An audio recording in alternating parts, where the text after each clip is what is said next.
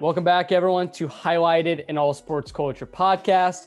Today, we're joined by the normal crew, Sully, Sam, Kurt. We're also joined by the one and only and special guest, former Wisconsin-Whitewater athlete, nicknamed The Gut, Quinn Meinerz, ladies and gentlemen. Thank you guys for joining. Thank you, Quinn, for joining.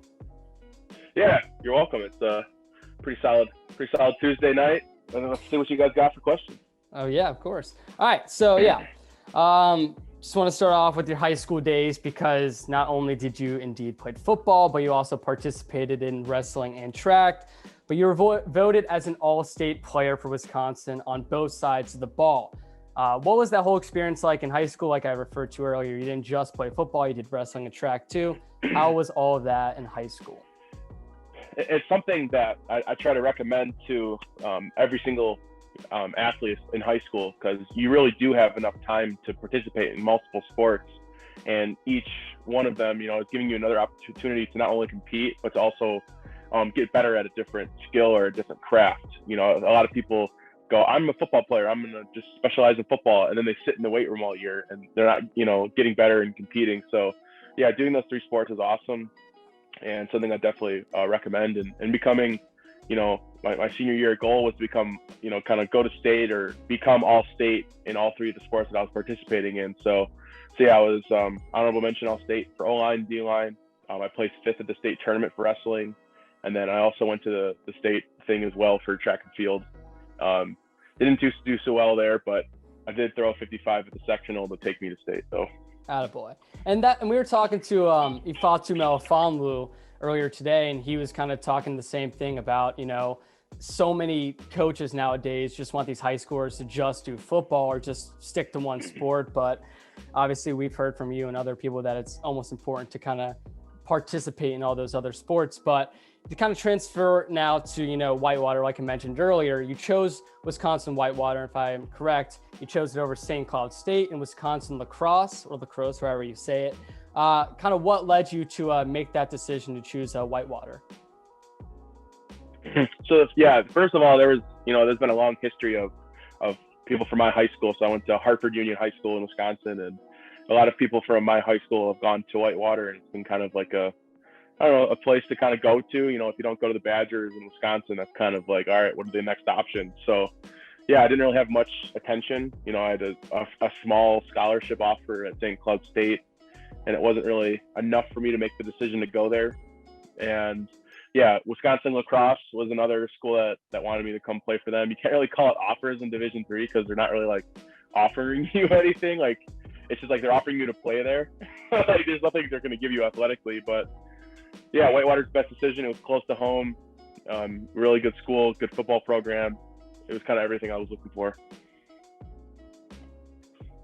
Yeah, I'm from the Wisconsin area, and I completely relate to you saying, Whitewater and lacrosse. If you don't get into UW, those are kind of your options, and I kind of relate to that. But you did end up going to Whitewater, and it's a D3 school. And in your sophomore year, you made a name for yourself. You were the team's MVP. You were AP first team All-American. And just overall, what would you say that season was for you in the grand scale of, you as a prospect? Yeah, that 2019 season was like historic, not only for myself, but for our team. It was unfortunate that we lost in that 2019 season, that we lost in the national championship. But, the personal accolades, I usually don't like to, talk about them or whatever, but I think there are some times, there's times where you can kind of enjoy those moments, because you do work so hard, individually as well as a team. So it was, a great junior year, but not where we wanted to finish. And I was really looking forward to my senior year, which unfortunately didn't happen. Yeah, I was going to just ask you about your senior year, because obviously it was canceled due to COVID-19. And just essentially, how did you, stay in shape? Because you came into the Senior Bowl and you played out of your mind. So obviously you must have been doing some things during the season. And just overall, what were you hoping to prove during the 2020 season that you ended up proving during the draft cycle? So what I was doing, when about a year ago now, when the height of the pandemic and the quarantine was starting, I moved back home out of Whitewater, went back home to my dad's house and started working out in the basement. We had a nice little setup in the basement because, gyms were closed everywhere. I taught myself how to play center in the backyard, snapping into a garbage can with a pizza paddle on it. And I knew it was a good snap if it hit the pizza paddle. So yeah, that's what I did with, during that time. Once gyms started opening up in May, I was training at a gym called Next Level in Waukesha, Wisconsin. And the owner, Brad Arnett, just, I thought I was pretty strong and athletic and stuff. And man, he humbled me really quickly, and so I worked my butt off every single day. And, not without having a season, that was another tough obstacle. But, one of the big parts that was able to, help me a lot in the Senior Bowl was I was able to go down to Texas, and I trained with Duke Meinerz and Rashawn Slater. And we spent about 3 weeks together, and, a lot of technique. Duke really changed my stance. In my Whitewater film, I was really kind of like in a squatty stance, and that's not really optimal for playing offensive line. So a lot of the things that you're seeing at the Senior Bowl were like first time type of things. So like, I've never really played center before until the Senior Bowl. I've never passed that out of a 2-point stance ever. And just like little things like that.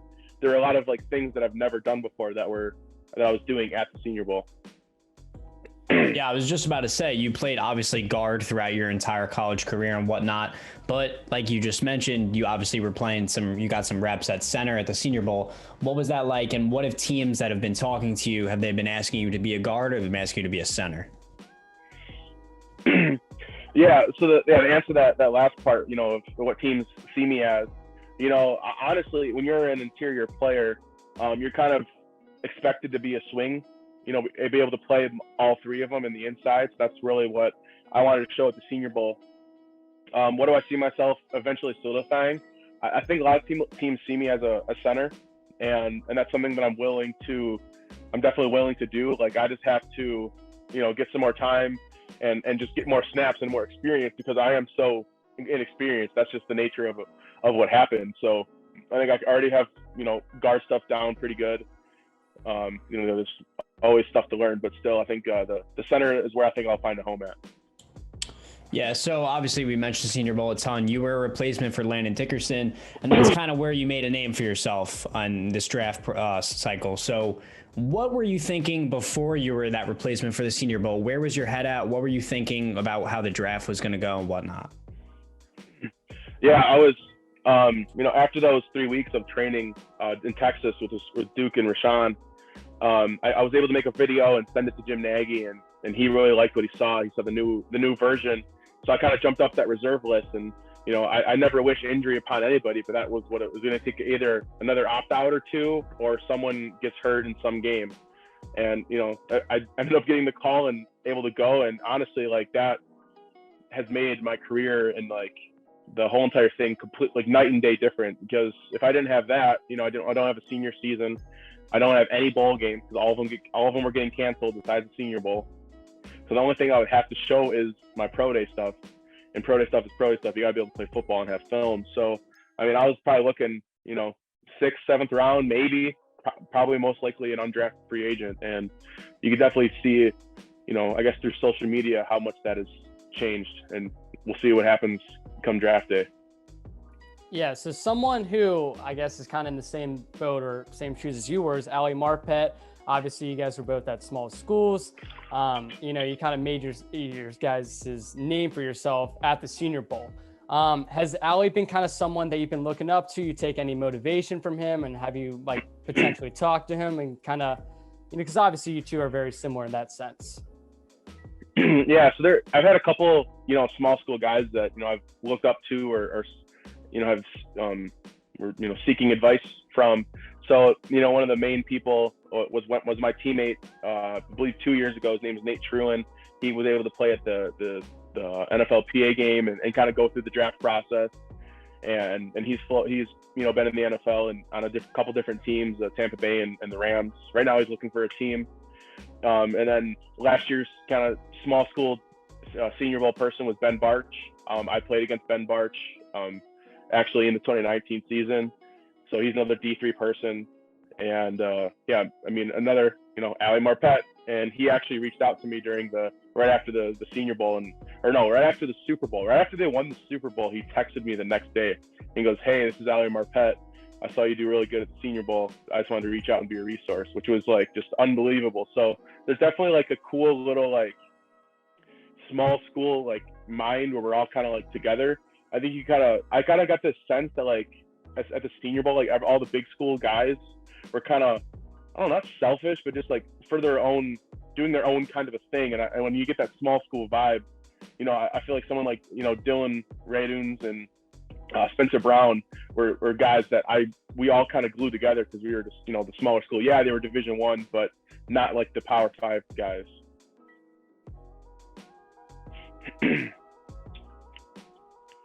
You're muted, Kurt. Oh, yeah, makes sense. No, I totally get where you're coming from. All right, so I guess in a little, non-Senior Bowl or football related question, I was, on the YouTube today and I came across the Canadian workouts or the Canada workout that you did. I just want to know, like, first off, that's the best thing I've ever seen. It was amazing. But kind of where's the, like, how do you think of that? And what's like the motivation behind that? It's incredible. So I spent my entire 2019 summer up there, and I was trying to figure out a way to kind of stay in shape and stay prepared for the next season. So I knew I was going to be, I was trying to be a captain that year and stuff like that, and I wanted to make a funny video and show my teammates what I was doing that summer and how I was so serious in preparing for the season. So I'm using a lot of things that trees, propane tanks, water jugs, running on the logging roads that we have, and just trying to be as creative as possible with trying to stay in shape and getting ready for a football season. So I'm glad it made you guys laugh or whatever. That's kind of the main point of it. It's just to have something entertaining for people to watch. Yeah, it was incredible. And along the same line, obviously we mentioned before that your nickname is the Gut. You have to live up to that name. And I was wondering, what does the diet of an NFL lineman draft prospect kind of look like? Yeah, I have to say my diet is a little bit, different and non-traditional what a lot of guys eat. So I've kind of adopted like a strongman type of diet. So I mean, I'm eating tons of ground beef and rice every single day. Lunch and dinner. I've changed my breakfast up a little bit because it was, there was a point there where I was eating ground beef and rice every day, every meal, every day. That's all I was eating all day. So I've added a little bit of, egg whites and making some French toast with egg whites and like some, more higher in protein bread. But yeah, pretty much ground beef and rice, man. And if you watch strongman diets, it's pretty much all they eat all day. Yeah, I can't even imagine. Just like, how much do you eat? Like, how in one sitting, what does a particular meal look like? Because I'm 5'8", I'm 155 on a good day, so I'm probably eating a third of what you're eating, I gotta guess. I mean, I'll eat at least. When I'm making dinner, I mean, I'm cooking, like 2 pounds of beef, about 2 cups of rice. And That's everything incredible. is with a glass of milk too. I love it. So yeah, part of my take, I'm sure you probably have heard of this. They do the Football Guys of the Week. You were nominated for Week 21. You lost to Aaron Rodgers by 1.4%. Tragic, honestly. I would have voted for you. You would have been my Football Guy of the Week if it means anything. Aaron Rodgers, come on, he's hosting the Jeopardy. What does he do? He's not doing Canadian workouts. So how does it make you feel? Is that something you care about? Is it funny? What do you think about that? I thought, it was cool to be nominated, and then it made it even funnier how close I was to someone like Aaron Rodgers. Like, everyone knows who Aaron Rodgers is, and then I was just kind of like this new name that kind of hit social media, and to have it be like that close was really cool and funny. I'm hoping, there's still some chance down the road to maybe get on that, because I think those guys are hilarious, and I know Billy Football is a big fan of the Whitewater football. Yeah, you seem like a perfect Barstool guy, like going on for podcasts and whatnot. So I would recommend you, but unfortunately, I don't know anyone at Barstool. But NFL, you were on the Good Morning Football NFL Network show. You had the snake around your neck, so you got a little bit of a personality. Is that your pet snake? What is it? How do you get to own a pet snake? What is that like? Yeah. We have my girlfriend and I have a pet snake. Yeah, he's just right across the room over there. I can't grab him because it'll take a couple minutes. But yeah, it's, you know, you go to my girlfriend got him at a pet store. His name's Rumi, and pretty nice little snake. And yeah, they wanted to. I don't know. I can't remember what they asked me, but they're like, "Do you have anything like cool or something?" I was like, "I got a pet snake." And then Kay was instantly like, "I don't want to see that thing," because I guess she doesn't like snakes.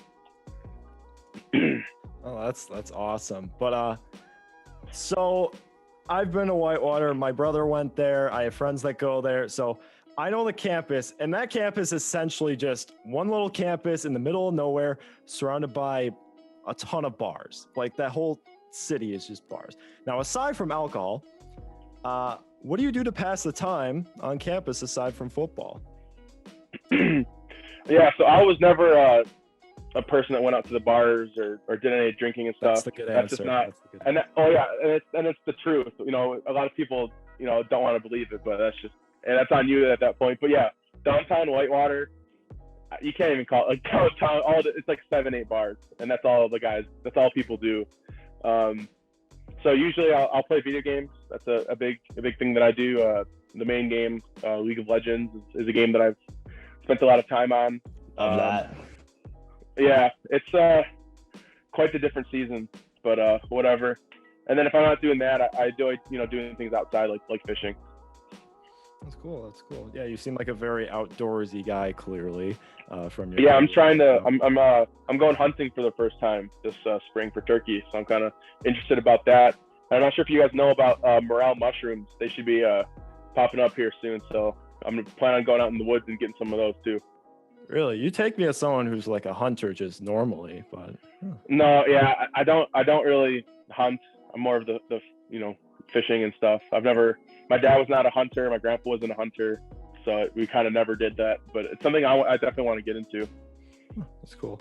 Now, I know you're a Culver's guy, and I mean, who isn't from Wisconsin? These two don't know anything about that. Tough, man. I'm sorry. I'll have to come up to Wisconsin and have it with you guys or something. Yeah. But let's just lay the stage. You just got a big win. You go to Culver's. What's your order? Okay, same thing every time. It's a mushroom and Swiss burger, 2 patties. You exchange the fries for the cheese curds. You get the ranch, and then a chocolate concrete with cookie dough bites in it. And that's just the standard procedure. Pat. Hey, standard procedure. If you go to Culver's in Wisconsin, you have everything down pat, dude. You just know your order every single time. Makes sense. Yep. And only go to Quick Trip too. Quick Trip with a K. We don't spell it with a Q. All right, Quinn, last question here. This is not football related in any way. This is probably the weirdest question you will get on any podcast you go to, but it's a fun one. And you might have an easy answer. I don't know. Let's see. You're locked in a room, right? Would you rather fight all 3 of us on camera? We all have swords. Or you're fighting DK Metcalf. He's in full football equipment. Which are you choosing? I'll take DK Metcalf. Let's go. Oh, really? Let's go, DK. I'm kind of honored, I guess. Battle of the Yes, bellies, I guess. I don't know. Whoever gets the belly thing, because I know a lot of people were comparing us. And I was like, I don't know how you can compare me and DK when we have just polar opposite of one ab or an 8-pack. I call it the one ab. I feel that. All right. Well, I think that's it. I don't have anything else to add. Quinn, you're a legend. Thank you so much for coming on. Yeah, best of luck in the draft cycle, man.